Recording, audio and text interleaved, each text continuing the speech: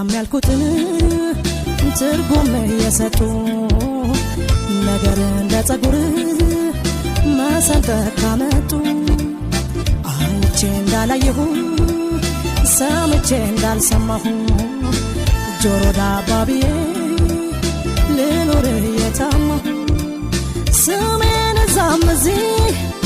በሐሜት ሲዘሩ እንኳን እኔንና ፈጣሪን መች ፈሩ ሌት ተቀን ለእነሱ ደግ እንደማለሜ ምነው ይሄን ያህል ጣፈጣቸው ስሜ እንዳሻቸው ሲሉ አልገቡ ኩነኔ ራሴን አውቃለሁ ምን ቸገረኝ